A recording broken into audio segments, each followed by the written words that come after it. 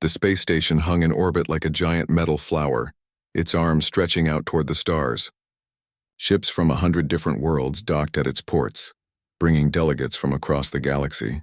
This was the annual Technology Expo, where every advanced species came to show off their latest achievements.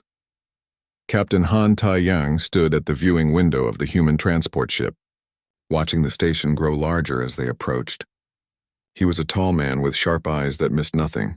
Years of military service had taught him to observe first and speak later. Behind him, the rest of the human delegation prepared for their first official appearance at the Galactic Gathering. "Nervous?" asked Dr. Choi Dayun, joining him at the window. She carried a tablet filled with notes about alien species and their technologies. "Curious," Tae-yang replied. "We're the newest members of this community. Everyone will be watching us." "Let them watch," said Pilot Kang Bora, checking her uniform in a reflective panel. She was young and confident, eager to prove that humanity belonged among the stars. "We didn't come all this way to hide in the corner." Ambassador Yoon Jae-min, the head of their diplomatic team, smiled at her enthusiasm. "Confidence is good, but remember, we're here to learn and build relationships. Some of these species have been traveling between stars for thousands of years." The docking procedure was smooth, and soon the human delegation walked through the station's main corridor. The space was enormous, with ceilings that stretched up 3 stories high. Aliens of every imaginable shape moved through the crowds. Some walked on 2 legs like humans, others on 4 or 6. Some floated, some crawled, and some moved in ways that defied easy description. But what struck Tae-yang most was how many of them were more machine than flesh. Glowing implants showed through transparent sections of skin. Mechanical limbs moved with perfect precision. Electronic eyes scanned the crowds with inhuman focus. At least half the beings he saw had replaced major parts of their bodies with technology. The exhibition hall was even more impressive. Massive displays showed off the technological achievements of dozens of civilizations. The humans walked slowly, taking it all in, while other species barely glanced their way. "Look at that," Da-un whispered, pointing to a display where a creature was demonstrating a mechanical arm. The arm crushed a piece of solid metal like it was paper. The crowd of onlookers applauded politely. A tall figure approached the human group. Its body was covered in gleaming metal plates, with only patches of blue-gray skin visible at the joints. Its eyes glowed with an internal light, and when it moved, servos hummed softly. "You must be the humans," the figure said, its voice carrying a metallic echo. "I am Vexlar, champion of the Kethrin Empire. I have heard your species only recently achieved faster than light travel." "That's correct," Ambassador Yoon said smoothly. "We're honored to be invited to the summit." Vexalar's mechanical eyes swept over the humans, and something like amusement crossed its face. "You come here in your original bodies. How quaint. Tell me, do your people not believe in improvement?" "We believe in many things," Tai-yang said carefully. "But not in transcending your biological limitations, apparently," Vexalar continued. "Look around you. Every advanced species here has embraced enhancement. The Kethrin alone have perfected 47 different augmentation procedures. I myself can lift weights that would crush your fragile bones. I can see across the entire electromagnetic spectrum. My reaction time is 400% faster than any organic being." Other aliens had begun to gather, drawn by the conversation. A sphere-like being floated closer, its body almost entirely mechanical with just a small organic core visible at the center. "I am Kilthar of the Synthoid Collective," it announced. "Our people have reduced organic tissue to merely 10% of our total mass. We have eliminated the weaknesses of flesh, disease, aging, fatigue. Surely your scientists understand the benefits of such advancement." Tayan opened her mouth to respond, but Vexalar cut her off. "Perhaps they lack the technology," the Kethrin said. "After all, they are newcomers. Give them a few centuries and they too will see the wisdom of leaving their birth bodies behind." Bora's jaw tightened, and Tai-yang put a hand on her shoulder before she could say something they might regret. "We have different approaches to advancement," Ambassador Yoon said diplomatically. "We look forward to learning from your experiences." Throughout the day, the pattern repeated. At each display, each demonstration, the aliens showed off their mechanical enhancements. A warrior race demonstrated soldiers who could run at 60 kilometers per hour on mechanical legs. A trader species showed off memory implants that could store the contents of entire libraries.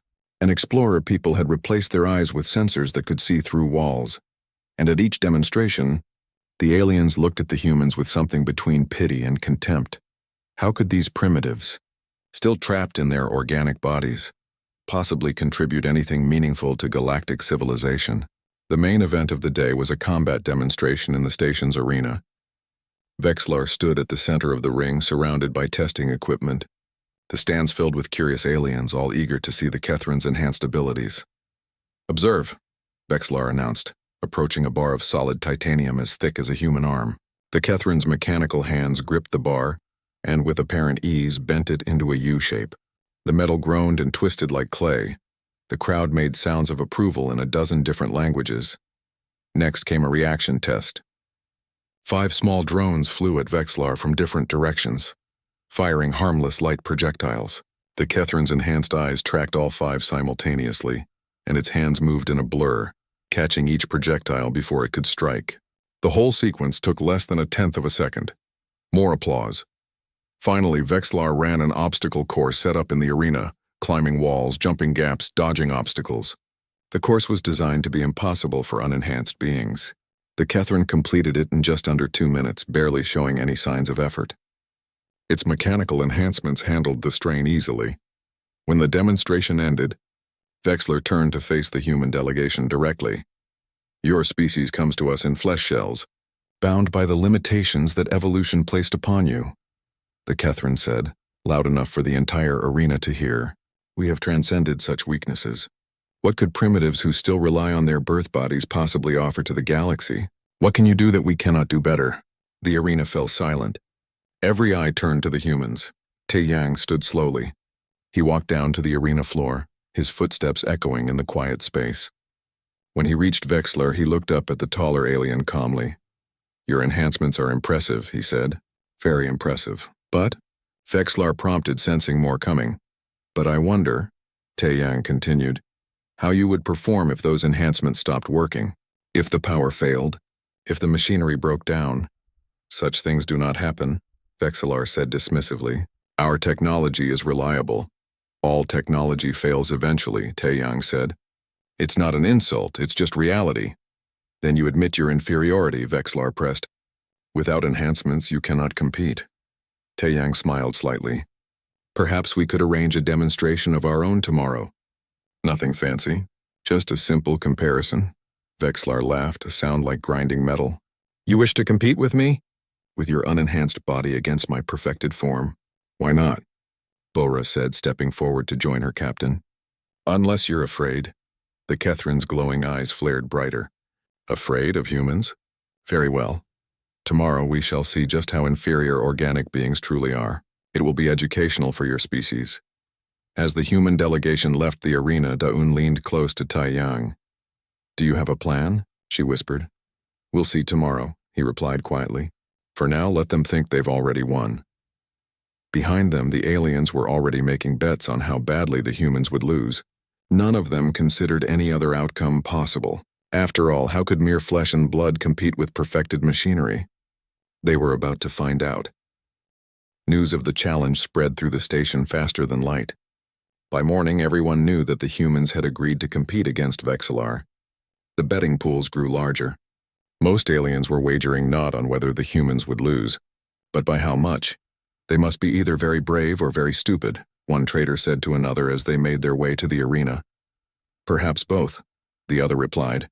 "I have seen humans before. They are small, weak, and slow. Their only advantage is that they breed quickly." The challenge arena filled to capacity an hour before the scheduled time.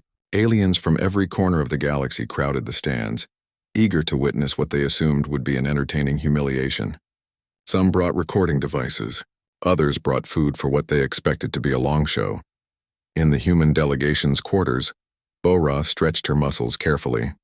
She wore simple athletic clothing, no armor, no equipment beyond basic safety gear. Taeyang watched her prepare with calm confidence. "Remember," he said quietly, "this isn't about winning. It's about showing them what humans can do." "I know," Bora replied, touching her toes and feeling her hamstrings stretch. "But winning would be nice too." Dayun checked Bora's vital signs with a medical scanner. "Heart rate normal. Blood pressure good. You're in perfect health. Just another day, Bora said with a grin. Ambassador Yoon straightened Bora's collar. Whatever happens today, you're representing all of humanity. Show them what we're made of. The arena floor had been transformed. The Catherine had set up a series of tests designed to showcase their enhanced abilities. Heavy weights for strength testing, a reaction course with multiple simultaneous targets, an endurance track that wound through obstacles. Everything was measured by precise instruments that would record exact performance. Vexlar stood at the center of the arena, mechanical body gleaming under the lights. The Catherine wore minimal clothing, clearly wanting everyone to see the extensive augmentations. Servos and pistons were visible under transparent panels. Glowing lines traced the paths of enhanced neural connections.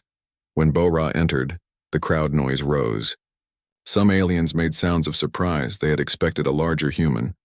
Bora was average height for her species, athletic but not bulky. Next to Vexlar's enhanced frame, she looked tiny. "This is their champion?" Someone in the crowd asked loudly. "She is one of our finest pilots," Ambassador Yoon announced clearly. "She represents human capability." Vexlar looked down at Bora with what might have been disappointment. "I expected someone more impressive, but very well. Let us begin." The first test was pure strength. A bar loaded with weights sat on a lifting platform. The display showed it weighed exactly 600 kilograms.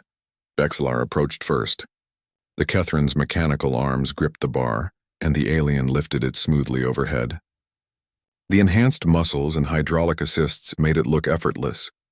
Vexlar held the weight steady for 10 seconds, then lowered it without even breathing hard. The crowd made approving sounds. Bora stepped up to the same bar. She studied it for a moment, then positioned her feet carefully. She gripped the bar, took a deep breath, and pulled. Her face showed strain, muscles standing out on her arms and legs. The bar rose slowly, trembling slightly, until she had it overhead. She held it for 10 seconds, then lowered it in a controlled motion. The arena fell silent. "Acceptable," Vexlar said, trying to hide its surprise, "though clearly more difficult for you than for me." "I noticed you didn't offer to lift it twice," Bora said, catching her breath. The second test was reaction speed. 5 drones would fire light projectiles from different angles. The goal was to catch as many as possible as quickly as possible. Vexlar's turn first. The drones activated, firing simultaneously. The Catherine's enhanced eyes tracked all 5 instantly, processing speeds and trajectories faster than organic thought. Enhanced arms moved in perfect synchronization, catching all 5 projectiles in 25 thousandths of a second. Perfect score. Bora faced the same test. When the drones fired, she moved on instinct rather than calculation. Her eyes focused, her body reacted, and she snatched 4 of the 5 projectiles from the air. The 5th grazed her shoulder. Her time was 89 thousandths of a second. Good, but clearly slower than the enhanced Catherine. "As expected," Vexlar said, "organic reaction times cannot match mechanical precision." But something in the crowd's mood had shifted. The aliens had expected the human to fail completely, to maybe catch 1 projectile or none. 4 out of 5, even if slower, was far better than they had anticipated. The third test was endurance, a 10-kilometer course through varied terrain, stairs, climbing walls, balance beams, crawl spaces. It was designed to be brutal, to push any being to their limits. Vexlar started strong. The Catherine's mechanical legs carried it upstairs 3 at a time. Enhanced arms pulled it up climbing walls without apparent effort. The enhanced cardiovascular system kept oxygen flowing perfectly to both organic and mechanical components. Vexlar completed the course in 24 minutes, crossing the finish line with barely elevated breathing. The mechanical components had done most of the work, the organic parts barely stressed. Bora started her run. Unlike Vexlar's smooth efficiency, her movement showed effort. She climbed stairs steadily rather than bounding. She pulled herself up walls with visible strain. Sweat appeared on her face within minutes, but she didn't stop. At the halfway point, some aliens in the crowd began to make sounds of respect. The human was clearly struggling, but she pushed through. Her face showed determination that needed no translation. At 8 kilometers, Bora stumbled on a balance beam, but caught herself and kept going. Her breathing was labored now, her clothing soaked with sweat, but she didn't stop. She crossed the finish line at 31 minutes, dropped to her knees, and focused on breathing. Medical staff rushed forward, but she waved them off. "I'm fine," she gasped. "Just need a minute." The arena was quiet again, but this time the silence felt different. The aliens weren't quiet from shock at human weakness. They were quiet from something like respect. Da-Yun stepped forward and asked permission to address the crowd. The arena's communication system amplified her voice. "I would like to share some information," she said, her tablet connected to the main display. Numbers and charts appeared on screens throughout the arena. Vexillar's enhancements required 47 separate surgical procedures over 15 years, Da-Yun explained. The cost was approximately 80 million credits. The implants require maintenance every 6 months, complete replacement of major components every 8 to 12 years, and constant power. Daily energy consumption is roughly 100,000 calories worth of electricity. She let that sink in, then continued.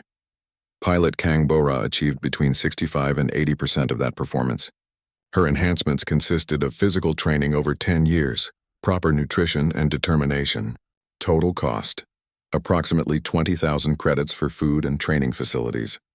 Required maintenance, sleep, food, and water. Power source food available on virtually any inhabited planet. The numbers glowed on the screens. The comparison was stark. "But she still lost every test," an alien voice called out. Tae Yang stepped forward. "Did she? Your champion's enhancements cost more than a small spaceship and require a support team of technicians. Bora needs a good meal and 8 hours of sleep. Your champion's implants will need replacement before they're 20 years old. Bora's body will keep working for a century or more with basic care." He paused, looking around the arena. "More importantly, Pilot Kang is average by human military standards. We have thousands like her. Can you afford thousands of enhanced warriors at 80 million credits each?" The arena erupted in discussion. Aliens turned to each other, their universal translators creating a chaos of overlapping voices. Vexillar raised a mechanical hand for silence. "These are interesting points," the Kethrin admitted, "but small margins are still margins. Enhanced beings are superior to organic ones. This is simple fact." Bora had caught her breath. She stood up, still sweating, and walked closer to Vexillar. "Want to go another round?" she asked with a smile. "Because I can do this all day." "Can your implants?" For the first time, Vexillar hesitated. The Kethrin's internal displays showed power reserves at 34%. The cooling systems for the mechanical components needed a maintenance cycle. The organic parts were fine, barely taxed, but the machinery was approaching its limits. "The demonstration is complete," Vexillar said finally. "I have proven my point, have you?" Tae-Yang asked quietly. The crowd noticed the Kethrin's reluctance. Some began to understand what they were seeing. The enhanced warrior, for all its superior performance, was running on batteries that were draining. The unenhanced human, despite being slower and weaker, could keep going. As the crowd filed out, the conversations were different from what the humans had expected. Instead of mockery, there was debate. Instead of certainty, there were questions. In one corner, a group of Synthoid Collective members discussed the efficiency ratios. In another, military officers from various species calculated costs and benefits. Back in their quarters, the human delegation reviewed the day. "We didn't win," Bora said, toweling sweat from her hair, "didn't we?" Ambassador Yoon replied. "Look at what we did." The attack came without warning during the station's night cycle. Most of the delegates were asleep or resting when the first explosion shook the hull. Alarms screamed through corridors as emergency lights flickered on. Tai Yang was awake instantly, years of military training overriding any grogginess. He reached for his communicator. "All human personnel report status." Responses came quickly. Everyone was safe in their quarters but confused. "Station security, what's happening?" Ambassador Yoon demanded over the communication channel. The response was chaos, overlapping voices shouting the sound of weapons fire. Then the channel went dead. "Emergency protocols," Tae-Yang ordered. "Everyone to the assembly point now." The human delegation moved quickly through corridors that were beginning to fill with panicked aliens. Another explosion rocked the station, closer this time. The lights went out completely, replaced by dim red emergency lighting. Then came a sound that made Tae-Yang's blood run cold, a high-pitched, electronic whine that built to a crescendo and then released in an invisible wave that swept through the entire station. Every light went dark. Every screen died. The hum of machinery that had been constant background noise stopped completely. In the silence that followed, Tae-Yang heard screams. The emergency lighting came back on slowly, powered by independent backup systems. But something was terribly wrong. Aliens were collapsing in the corridors, dozens of them. Not from injuries, but from something else. The human delegation found each other in the darkness. They were all fine, all functional, but the aliens around them were not. Kilthar of the Synthoid Collective lay motionless on the floor, the glow of their mechanical body completely dark. Dawn rushed to help, her medical training taking over. She pressed her fingers to where she hoped there was still an organic pulse. "They're alive," she said. "Barely. Their organic core is still functioning, but all their mechanical systems are offline." More screams echoed from other corridors. Tae-Yang moved toward the sound and found a Kethran warrior, not Vexlar, collapsed against a wall. The alien's enhanced legs were locked in place, unable to move.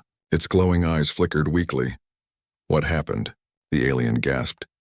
"Some kind of electromagnetic pulse," Tae-Yang guessed. "It disabled your enhancements." "Help me," the Kethran begged. Similar scenes played out across the station. Aliens with heavy augmentation were the worst affected. Some were completely incapacitated, others had partial function, their remaining organic systems struggling to compensate for failed mechanical ones.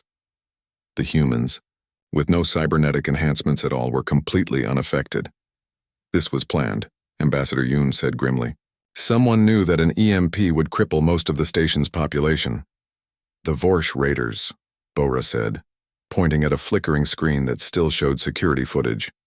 Pirates in distinctive armor were boarding the station through breaches in the hull. Dayun had her tablet out, frantically checking its organic battery systems. "We need to help these people. Without their enhancements, many of them will die. Kilthar only has about 10% organic tissue. That's not enough to sustain life without mechanical support. Can you help them?" Tae-Yang asked. "I can try," Daun said, "but I need supplies, equipment, and a safe place to work." "The medical bay," Ambassador Yoon started. "We'll be overwhelmed," Bora interrupted, "and probably a target for the raiders." Tae-Yang made a decision. "We split up. Dawn, take whoever you need and set up emergency triage. Focus on keeping people alive. Bora, gather anyone who can still fight. We need to defend this station. Ambassador, coordinate communications. These sections are isolated, but people need to know they're not alone." "What about you?" Yoon asked. "I'm going to find Vexillar," Tae-Yang said. "The Kethran might be prideful, but they're still warriors. If any of them can fight, we'll need them." They moved through the dark corridors with purpose. Aliens who could still function, mostly species with minimal augmentation, looked to the humans for guidance. The species who had mocked them just days ago now watched them with desperate hope.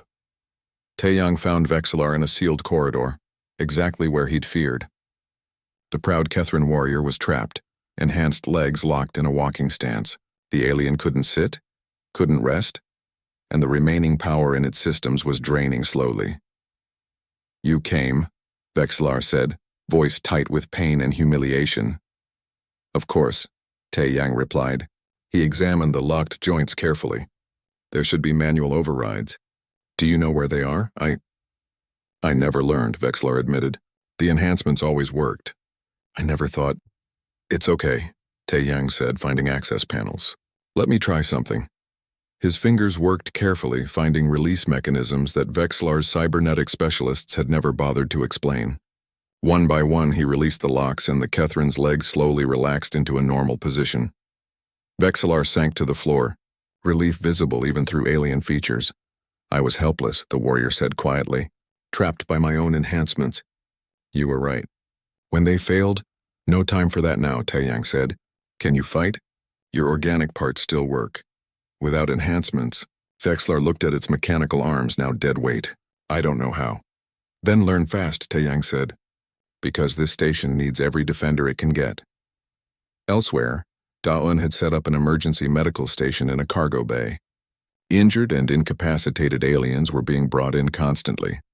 Most of the problems weren't injuries from the attack, but failures of their own technology. "This one's respiratory system is mechanical," a helper explained, bringing in another patient. "They can't breathe without it," Dayan thought fast. "Get me a manual respirator from the human medical supplies. We'll have to pump air into their lungs the old-fashioned way." She worked frantically, treating aliens as if they were human trauma patients. ignoring all their fancy technology and focusing on keeping their organic parts alive. It was exhausting, improvised medicine that would have made any cybernetic specialist shake their head. But it worked. Bora had gathered a mixed group of defenders, humans, aliens with minor enhancements, and a few like Vexillar, who were learning to function without their mechanical advantages. They set up defensive positions at key corridors, trying to slow the Vorsh advance. The first firefight was brutal. The Vorsh had expected easy prey, disabled aliens unable to defend themselves. They didn't expect organized resistance. Bora's group held a junction for over an hour. The humans showed the augmented aliens how to fight without relying on targeting computers or enhanced reflexes, how to use cover properly, how to conserve ammunition, how to work as a team. Use your eyes, not your sensors, Bora shouted during a lull in the fighting. Your brain can process what you see. Trust it. A partially functional Kethran warrior next to her tried to aim using manual sights for the first time in decades. The aliens' shots were wild at first, then slowly improved as muscle memory from before augmentation began to return. Ambassador Yoon had set up a communication hub using old-fashioned runners, people physically moving between sections to carry messages. It was slow, incredibly inefficient by galactic standards, but it worked when all the fancy technology had failed. Section 7 has 30 civilians trapped, a runner reported. They need medical support. Section 12 is holding against raiders, another said, but they're low on ammunition. Yoon coordinated like a conductor leading an orchestra, sending resources where they were needed, organizing civilians, and maintaining a picture of the entire crisis. As hours passed, the nature of the crisis became clear. The species who had relied most heavily on augmentation were the most vulnerable. The Synthoid Collective was devastated, most of their people unconscious or dying without mechanical support. The Kethran were struggling, their warrior pride shattered by their own helplessness. But the humans, dismissed as primitive just days ago, had become the backbone of the station's defense and rescue operations. Taeyang found himself leading a mixed group of humans and aliens toward the power core. If they could restore main power, they could bring medical systems back online and activate the station's defensive weapons. Vexillar moved beside him, the Kethran's mechanical enhancements silent and useless, but the alien was learning to move with organic muscles alone, learning to judge distance without computer assistance, learning to fight the way its ancestors had before technology had made them forget. I feel weak, Vexillar admitted during a rest break. You feel real, Taeyang corrected. There's a difference. Your enhancements made you strong, but they made you dependent. Your body, your real body, is stronger than you remember. You just forgot how to use it. They encountered a Vorsh patrol in a maintenance corridor. In the brief firefight that followed, Taeyang watched Vexillar move. The Kethran was slower than before, less precise. But there was something different in the alien's movements, something raw and instinctive that the mechanical enhancements had hidden. When the fight ended, Vexillar was breathing hard, but standing. The alien looked at its hands, one mechanical and dead, one organic and trembling with adrenaline. I had forgotten this feeling, Vexillar said softly. The fear, the effort, the aliveness of it. Welcome back to biology, Taeyang said with a tired smile. They pushed forward toward the power core, gathering more survivors as they went. 12 hours into the crisis, Taeyang's group reached a damaged cargo bay that had become a temporary staging area. Exhausted defenders rested against crates while others tended to minor injuries. The air smelled of sweat, fear, and determination. Status report, Taeyang said, his voice hoarse from shouting orders.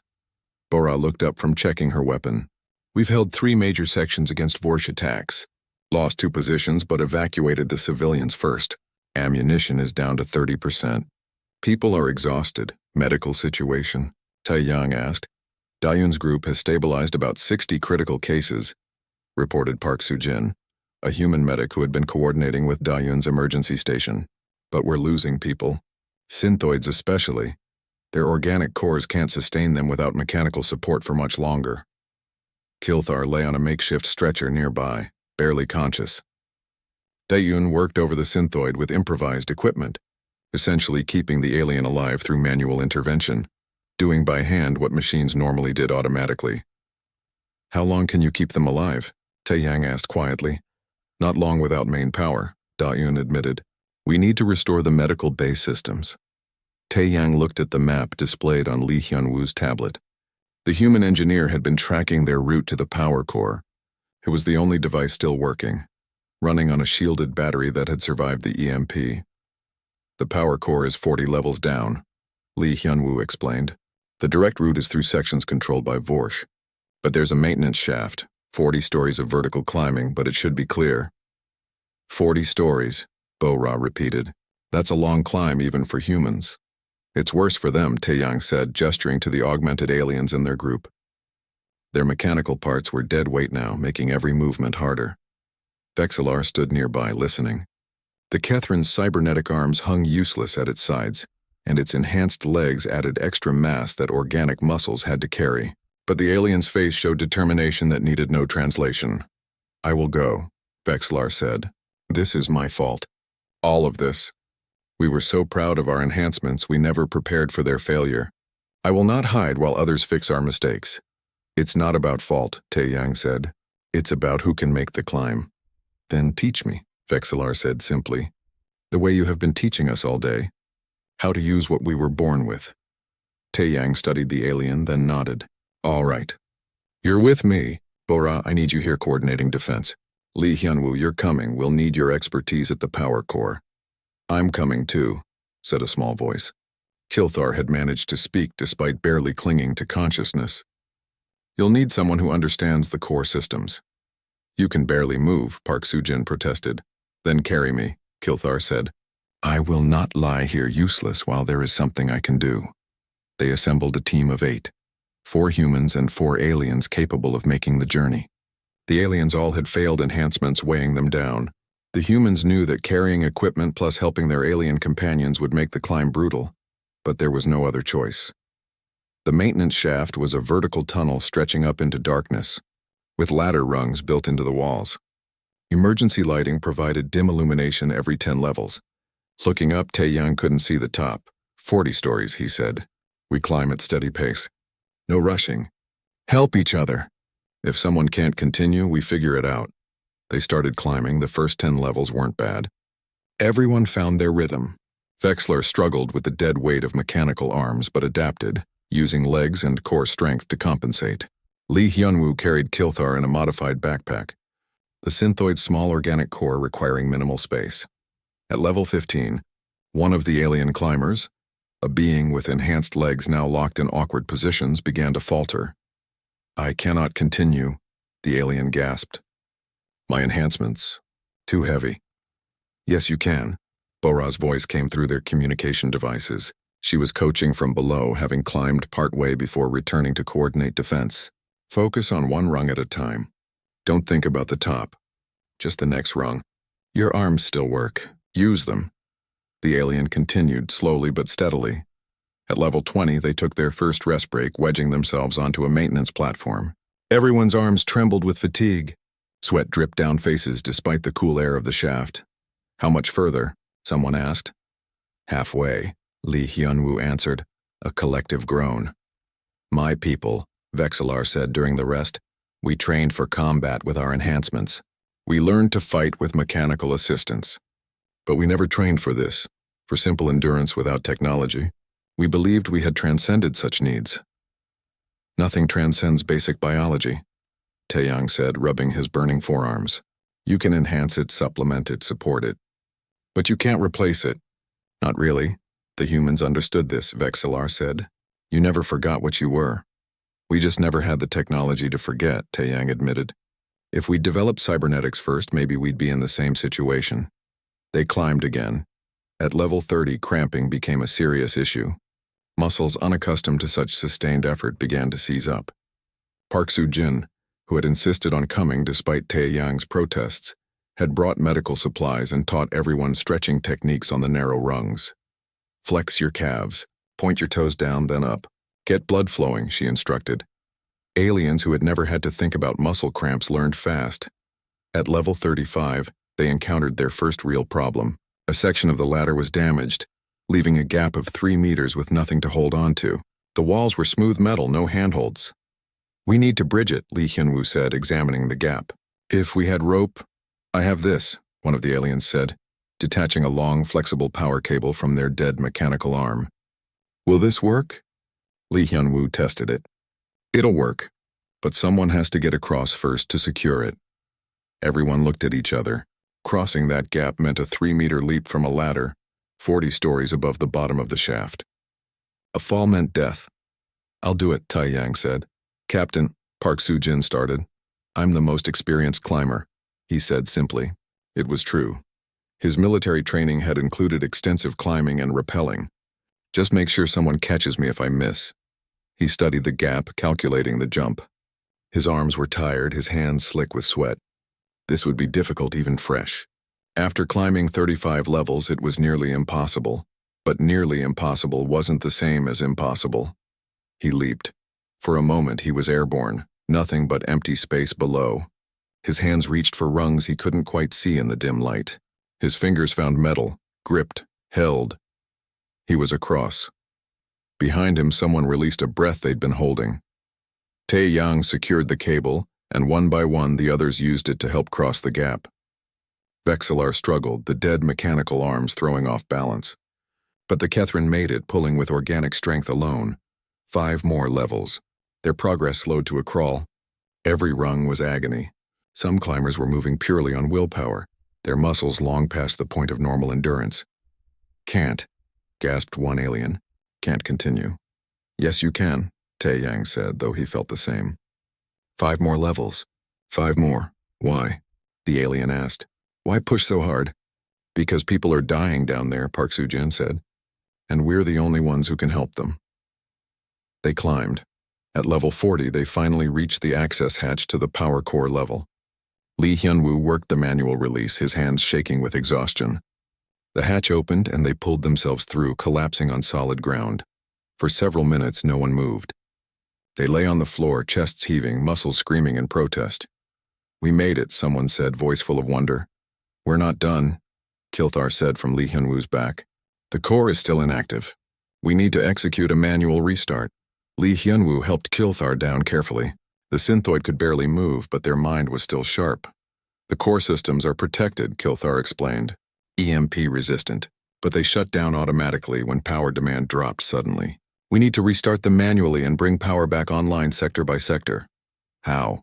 Lee Hyun-woo asked. I'll guide you, Kilthar said, but we need to work fast. The Vorsh will have detected our presence. As if on cue, alarms began to sound. Vorsh forces were converging on their position. How long do you need? Tae-yang asked, checking his weapon. 30 minutes, Lee Hyun-woo estimated. Then we hold for 30 minutes, Tae-yang said, looking at his exhausted team. After that climb, 30 more minutes should be easy. It was a terrible joke, but somehow everyone laughed. They set up defensive positions at the core entrance. Bodies that had just climbed 40 stories prepared to fight. Muscles that screamed for rest readied for combat. The Vorsh came in force, expecting easy prey. Instead, they found defenders who had already pushed past every reasonable limit and found they could push further. The firefight was desperate. Tae-yang fired until his weapon overheated. Vexillar fought with one organic arm and improvised weapons, discovering a ferocity that cybernetics had muted. Park Soo-jin dragged wounded to cover while still firing with her free hand. In the power core room, Lee Hyun-woo and Kilthar worked frantically, combining human improvisation with synthoid technical knowledge. Restarting a power core manually wasn't designed to be possible. 1 week after the attack, the Galactic Council convened an emergency session. The station was still being repaired, but the meeting halls were functional again. Delegates from every species filled the chamber, though many still bore signs of their ordeal, fresh scars, exhaustion in their eyes, and a new wariness in their movements. The mood was different from the opening ceremony just weeks before. The easy confidence that had filled the room was gone, replaced by something more thoughtful and uncertain. Ambassador Yoon stood at the human delegation's position, with Tae-yang, Bo-ra, and Da-yoon beside him. They had all been asked to address the council. Members of the Galactic Council, Yoon began, his voice clear and steady. We did not come to your summit to prove human superiority. We came to learn from civilizations that have traveled the stars for millennia while we have barely begun. We came with open minds and respect for your achievements. He paused, looking around the chamber. And we did learn from you. We learned that technology can achieve wonders. We saw strength that surpassed biology. We saw enhancements that eliminated weaknesses we still carry.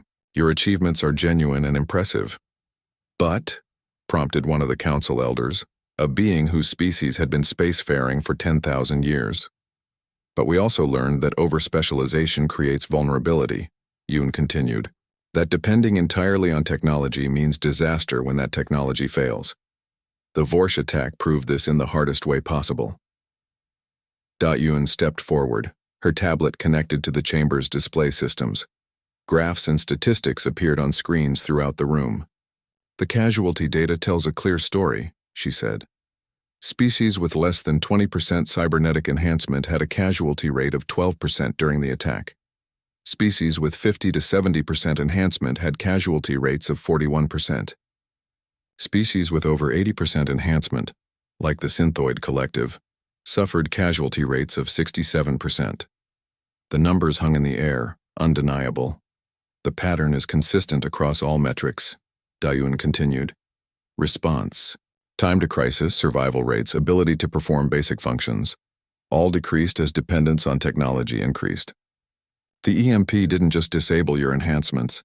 It revealed how much you had forgotten about your own biological capabilities. We know this, said Kilthar, speaking from a medical hover chair. The Synthoid had survived, but remained weak. We lived it. Many of my people did not survive. We placed all our trust in technology and paid the price. Some of us paid less than others, added a military officer from a warrior species. My soldiers have extensive combat enhancements. When those failed, they were helpless. Your pilot Kangbora taught some of them how to fight using only organic reflexes and muscles, techniques they should have known already but had forgotten. Murmurs of agreement rippled through the chamber. Vexillar stood, and the chamber quieted. The Kethrin warriors' cybernetic enhancements were fully restored now, gleaming and functional. But Vexillar wore them differently somehow, with less pride and more awareness. I request permission to address the council, Vexillar said. Granted, the council elder replied. Vexillar walked to the center of the chamber, movements showing a blend of mechanical precision and organic grace that hadn't been there before. I am Vexillar, champion of the Kethrin Empire. I have served for 40 standard cycles. I have undergone 47 enhancement procedures. I believed myself to be the pinnacle of warrior evolution, beyond the limitations of mere flesh. The Kethrin paused, and something like shame crossed its features. When my enhancements failed during the attack, I believed I was useless.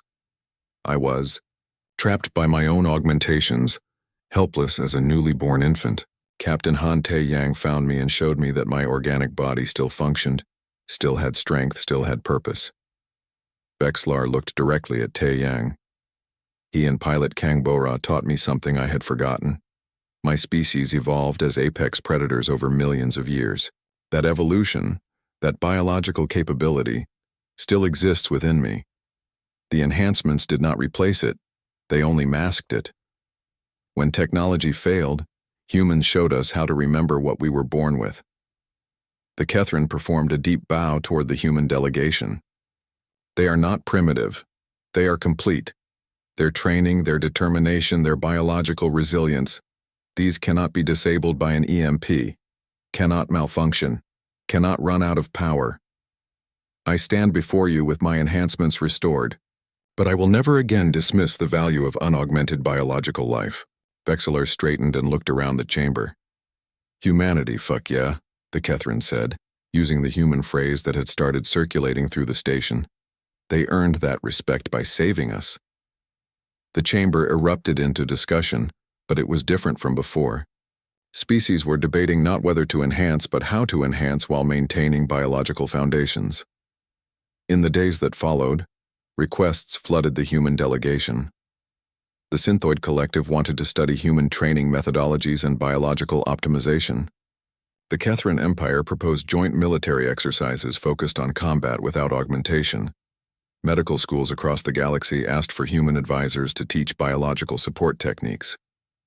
Bora found herself giving daily demonstrations on physical training, teaching aliens how to build strength and endurance without mechanical assistance.